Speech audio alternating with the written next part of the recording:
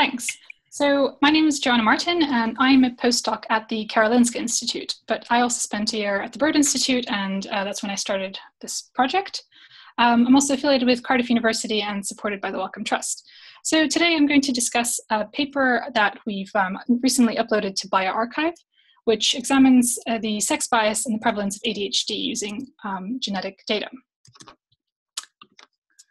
So the paper, here's just a screenshot of the bioRxiv preprint that we uploaded, and I just want to upfront acknowledge all the people who've been involved in this project, in particular the three consortia, the Psychiatric Genomics Consortium, the iPsych Danish group, and 23andMe, who provided the data sets, and without whom this project would not be possible.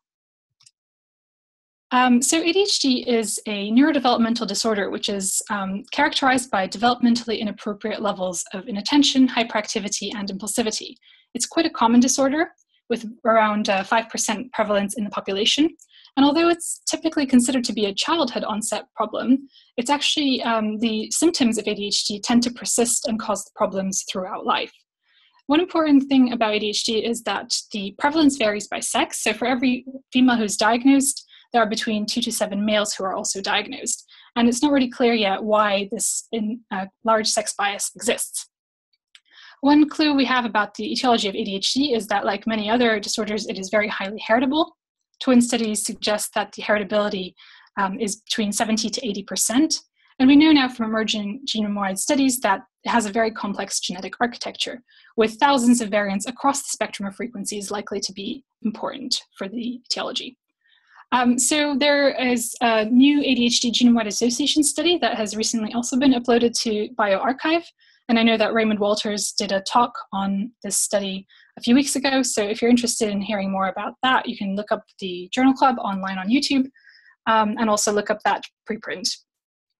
And this study was based on more than 20,000 ADHD cases and more than 35,000 controls. And it's the first study ever to find genome-wide significant loci related to ADHD. And in fact, the primary analyses found 12 independent loci. But also, we found that there was a very important large contribution from common genetic variants in general, with a SNP-based heritability estimated at about 22%. So the aim of this particular study was to examine specifically why females are less likely to be diagnosed with ADHD than males. And to address this research question, we tested two specific hypotheses. The first hypothesis is related to sex-specific heterogeneity. So really the question here is, are females in some way different to males in terms of those individuals who get diagnosed with ADHD? So is female ADHD and male ADHD really the same disorder, or is it etiologically or clinically different?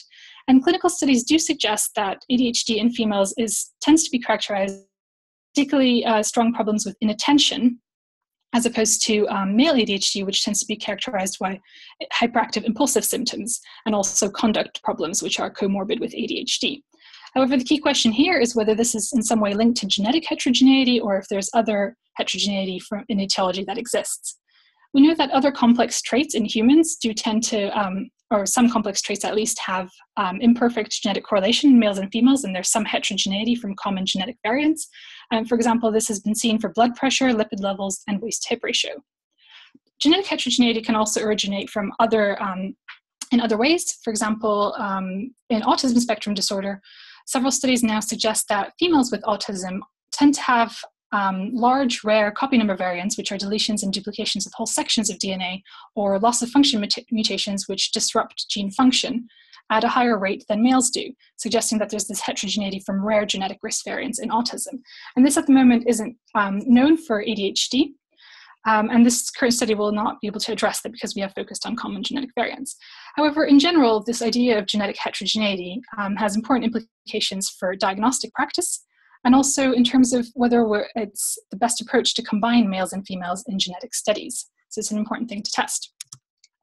The second hypothesis that we wanted to test was a theory called the female protective effect.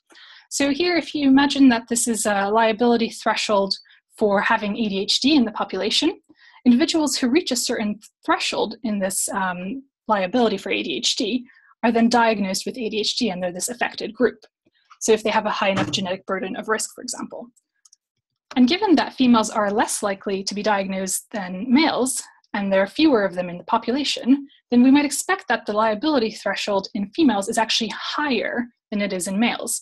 And this is potentially linked to a higher burden of genetic risk in females who are diagnosed with ADHD. So this could be tested directly by looking at differential burden of genetic risk in males and females with ADHD. And it can also be tested indirectly by looking at the impact this might have on relatives. So if females do have higher burden of genetic risk compared to males who are diagnosed, then we would expect that the family members of females are actually at higher risk for ADHD themselves than the family members of males. And in fact, this is what we do see in several family studies that have shown that parents and twins of females with ADHD have more symptoms of ADHD compared to relatives of affected males. However, this effect has not been found consistently. Several family studies do not see it. And also in terms of explicitly testing this by looking at genetic risk variants, there have only been a couple of studies that have looked at this and have reported some higher polygenic risk or common genetic risk burden in females with ADHD compared to males. However, the studies were quite small, so these results are still inconclusive, and this needs to be further tested. And it's an important thing to test because it has important implications for familial genetic burden of risk. So we aim to test these two hypotheses using two separate data sets. And I've just outlined the research questions, the specific research questions that we asked. So first, we wanted to determine whether females with ADHD are more likely to have comorbid developmental problems compared to males with ADHD, to try and get at this idea of some kind of severe heterogeneity within females. Next, we wanted to determine whether from common genetic variants, what the degree of genetic correlation is between males and females with ADHD.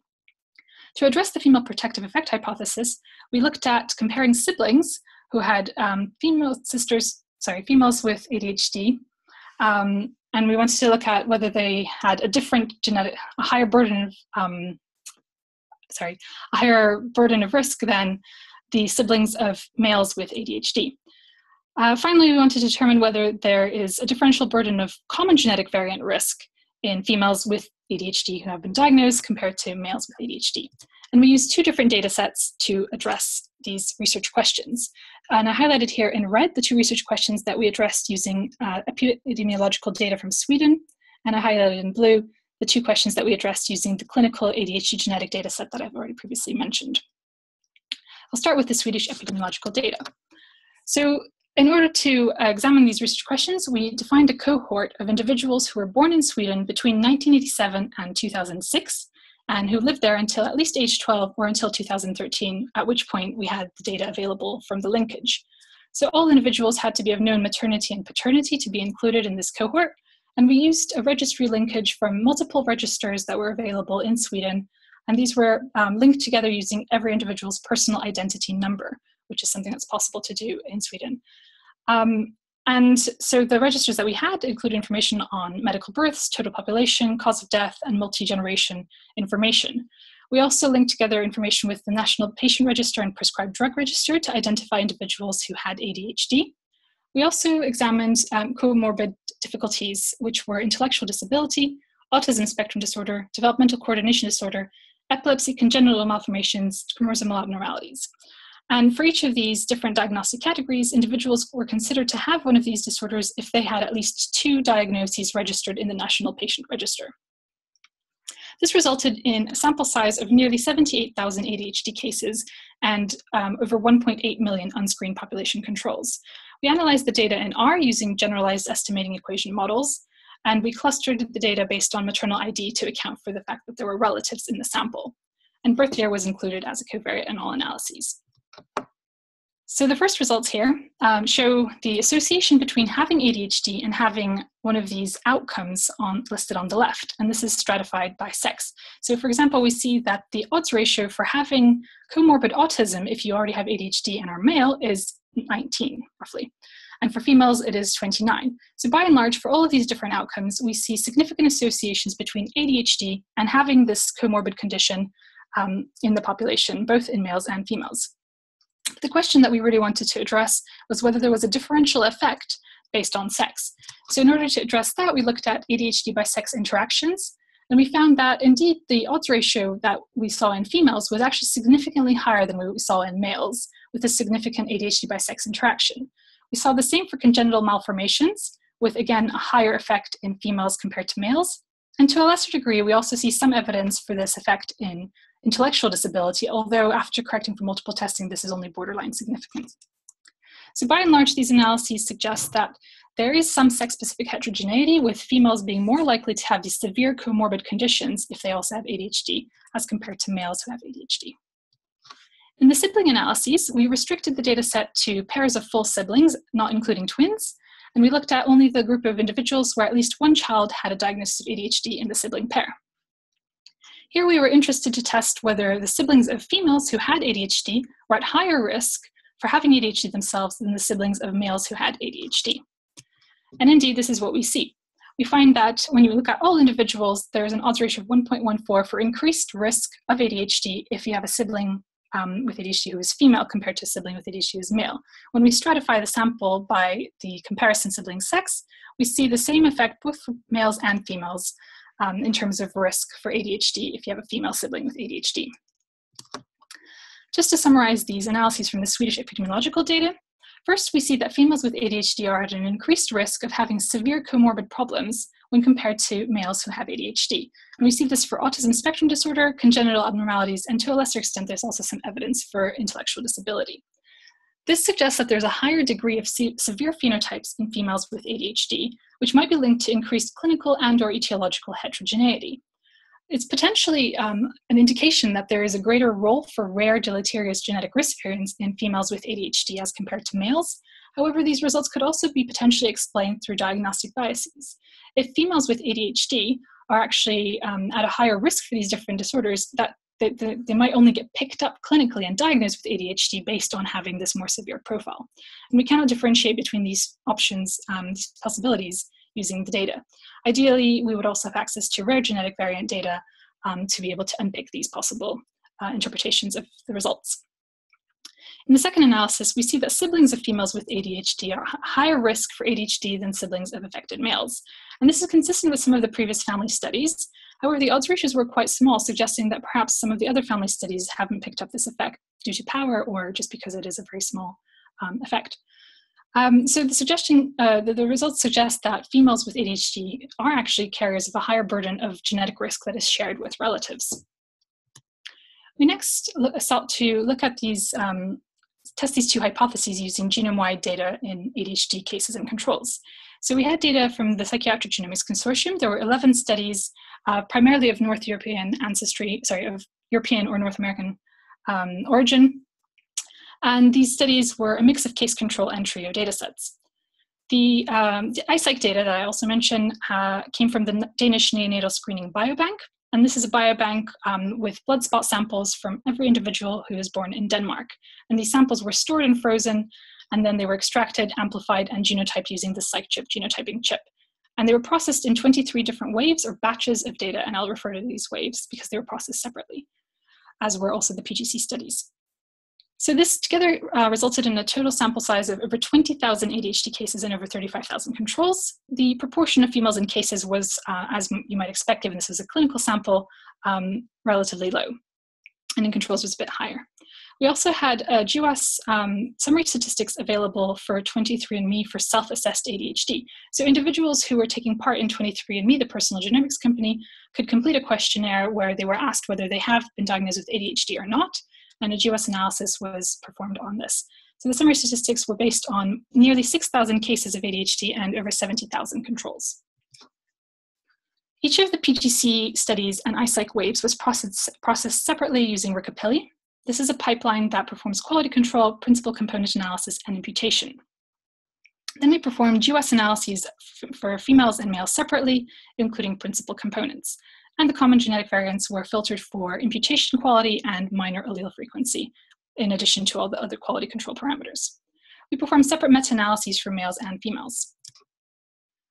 And these are the QQ plots and Manhattan plots. The top plots are for females, the bottom plots are for males. You can see that we had over 5,000 female cases and over 16,000 female controls, over 15,000 male cases and over 17,000 male controls. So the sample size being smaller in females, we don't see any genome-wide significant effects, but we do in males. I won't go through these details, plots in detail, because if you're interested in what particular genetic variants there are, it's probably a better idea to look at the main paper, which is a combination of males and females that I mentioned that is on bioRxiv. The primary reason to run these GWAS analyses was so that we could estimate genetic correlation between males and females using common variants, using the LD score correlation method, which is based on summary statistics. We also estimated genetic correlation using a second method, which was GREML, using the software genome-wide complex trait analysis, and this requires access to raw data. So we find that the genetic correlation between male and female ADHD is really rather high. The dotted line here shows genetic correlation of 1. We actually find estimates that are greater than 1, and this is because we didn't constrain the estimator in order to get an unbiased assessment, an unbiased estimate of these standard errors. So we see that for the PGC and iPsych dataset, which is the whole dataset together and has the most power, we see a very high genetic correlation of around 1. When we split up the data into the iPsych and PGC samples separately, we also see a very high genetic correlation in iPsych. For PGC, it's somewhat lower, but with larger standard errors. And this genetic correlation is not significantly different from 1, but is definitely still significantly different from 0, suggesting that the genetic correlation is very high. But in PGC, perhaps we had a little bit less power here to robustly estimate this genetic correlation in the sample alone. However, when we look at the GREML method, we see high genetic correlations both in iPsych and PGC, again with very high standard errors in PGC. So together, these results suggest that the genetic correlation in males and females is indeed quite high. The same common variants are relevant to male and female ADHD to a very large extent. The final analysis that we ran was polygenic risk score analysis. And this is an analysis that uses 2 independent genetic datasets. So you need a discovery GWAS analysis dataset and an independent target dataset. And because we were using the large dataset together, we performed a leave one study out approach in order to have this independence in our datasets. So for example, we took the first wave of iPsych and left that out, performed a GWAS meta-analysis of all the other samples, and then calculated polygenic risk scores in that dataset, that first wave that was left out. So that way we calculated a sum risk score for genetic risk for ADHD in every individual in the data set. And first we wanted to determine whether cases had higher polygenic risk scores than controls, and we stratified this by sex. And then we wanted to determine whether female cases have higher polygenic risk scores than male cases. And here are the results of the case status analysis. So on the left we have females, the results in females, and on the right we have the results in males. On the very left, you can see the sample size, the different samples, so the 23 iPsych waves and the 11 PGC studies. And we see that both in females and males, cases have higher polygenic risk scores than controls on average. The pooled odds ratios are around 1.5. Although in some of the PGC data sets don't show significant effects, this is likely to do with very, very small numbers of females in these analyses. But when these data are meta-analyzed, we see that cases do have higher polygenic scores than controls. When we compare cases who are male and female in terms of the polygenic risk, we see no effect. We see no association between polygenic scores and sex in cases. The pooled odds ratio is around 1 and the p-value is non-significant, suggesting that there is no evidence really for higher polygenic risk in females compared to males with ADHD. So just to summarize, there's no clear evidence of substantive covariant differences in males and females with ADHD. The genetic correlation is very high, as estimated using 2 different methods. And this really justifies combining males and females in common variant genetic analyses for ADHD. We do see consistently higher polygenic risk scores in cases compared to controls, suggesting that the polygenic burden is important in both males and females. However, we don't see any difference between polygenic scores by sex in cases, suggesting that either common variants don't contribute to the sex bias in ADHD, or that if they do, the effect size is much, much lower than anticipated, and the power here is still not sufficient, despite the fact that we have such a large sample. One thing we cannot conclude about, based on the GWAS analyses, is anything to do with rare variants, which might be contributing to the sex bias in ADHD. Another possibility is that because there is heterogeneity potentially in the samples, as we do see in the Swedish epidemiological data, this heterogeneity might actually be masking any polygenic risk score differences between male cases and female cases if there's a mix of etiology or a greater mix of etiology in the females, for example. So just to summarize the talk in general, so we wanted to address the question of sex bias in prevalence of ADHD, and we tested 2 specific hypotheses related to heterogeneity and a possible female protective effect. We found in the Swedish epidemiological data that there was some degree of clinical and/or etiological heterogeneity in females, that was greater than in males, suggesting that this might be potentially explaining some of the sex bias. But we don't see any evidence from common genetic variants for a difference in terms of which variants are related to ADHD in males and females. In terms of the female protective effect, we see a greater familial risk for ADHD in families who have an affected female. However, we don't see any evidence for a differential genetic risk from common variants in males and females. So the common variant analyses don't seem to suggest that the common variants do not contribute to the sex bias in ADHD in a substantial way. However, better power samples are needed to really conclusively decide that. Future studies really should investigate variants across the spectrum of frequencies to determine whether potentially rare variants might explain the findings we see in the epidemiological data set. So thanks very much for listening, and I just wanted to thank all the co-authors who were involved in this project, and particularly the 3 consortia, the PGC, iSight, and 23andMe consortia, as well as the Wellcome Trust who funded this work. Thank you.